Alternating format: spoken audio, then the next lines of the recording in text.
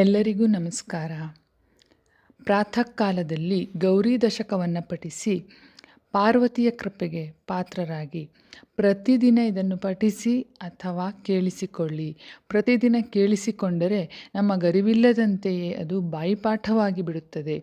ಬನ್ನಿ ಈಗ ಸುಲಭವಾಗಿ ಸ್ಪಷ್ಟವಾಗಿ ಹೇಗೆ ಗೌರಿ ದಶಕವನ್ನು ಪಠಿಸುವುದು ಎಂದು ನೋಡೋಣ. ಗೌರಿ ದಶಕಂ लीलालब्धस्थापितलुप्ताखिललोकां लोकातीतैर्योगिभिरन्तश्चिरमृग्यां बालादित्यश्रेणिसमानाद्युतिपुञ्जां गौरीमम्बामम्बुरुहाक्षीमहमीडे गौरीमम्बामम्बुरुहाक्षीमहमीडे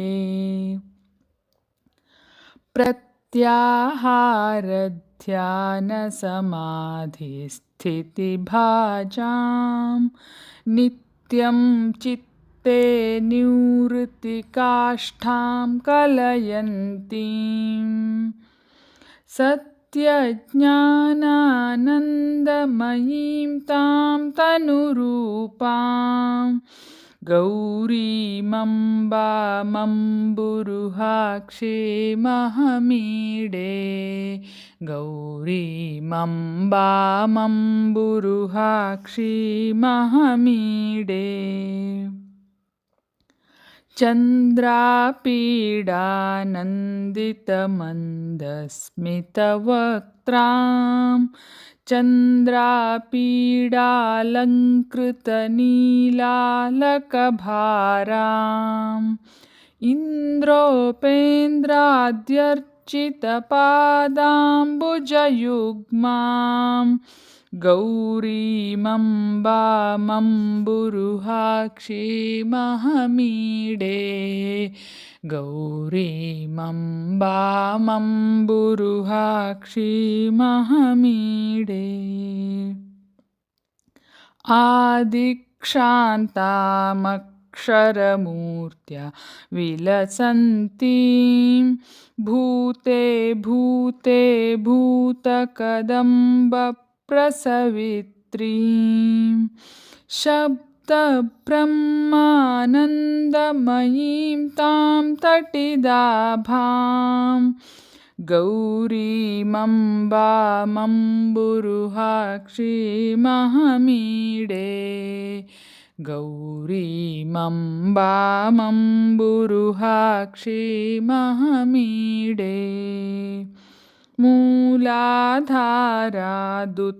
मूलाधारादुत्थितवीथ्या विधिरन्ध्रं सौरं चान्द्रं व्याप्य विहारज्वलिताङ्गीं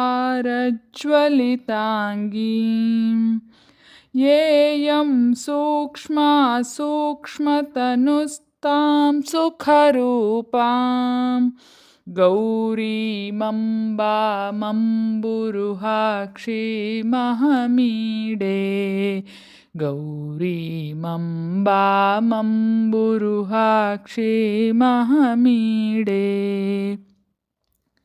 नित्यशुद्धो निष्कल एको जगदीशः साक्षी यस्या सर्गविधौ संहरणे च विश्वत्राणक्रीडनलोला शिवपत्नीं गौरीमम्बामम्बुरुहाक्षीमहमीडे गौरीमम्बामम्बुरुहाक्षीमहमीडे यस्या कुक्षौ लीनमखण्डं जगदण्डं भूयो भूयः प्रादुरभूदुत्थितमेव पत्या सार्धं तां रजताद्रौ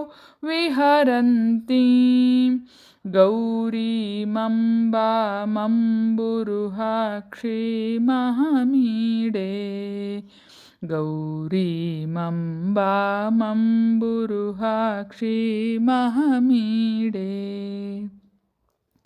यस्यामोतं प्रोतमशेषं मणिमाला सूत्रे यद्वत् क्वापि चरं चाप्यचरं च तामध्यात्मा ज्ञानपदव्यगमनीयां गौरीमम्बामम्बुरुहाक्षीमहमीडे गौरीमम्बामम्बुरुहाक्षीमहमीडे नानाकारैशक्तिकदम्बैर्भुवनानि व्याप्य स्वैरं क्रीडति येयं स्वयमेका कल्याणीं तां कल्पलतामानतिभाजां गौरीमम्बामम्बुरुहाक्षीमहमीडे गौरीमम्बामम्बुरुहाक्षीमहमीडे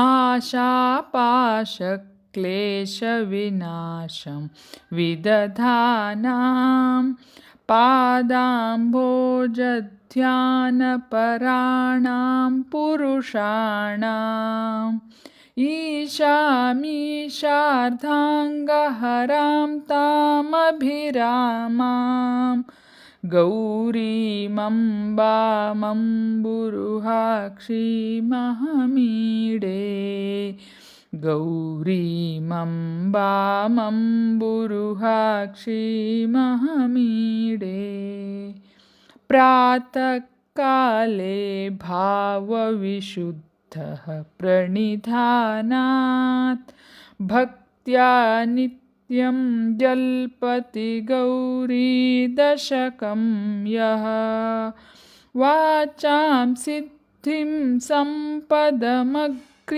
शिवभक्तिं तस्यावश्यं पर्वतपुत्री विदधाति तस्यावश्यं पर्वतपुत्री विदधाति। श्रीमत्परमहंस परिव्राजकाचार्यस्य श्री गोविंद भगवत् पूज्यपादशिष्यस्य श्रीमच्छंकर भगवतः कृतौ गौरी ದಶಕಂ ಸಂಪೂರ್ಣಂ। ಧನ್ಯವಾದಗಳು. ಮುಂದಿನ ವಿಡಿಯೋದಲ್ಲಿ ಮತ್ತೆ ಸಿಗೋಣ.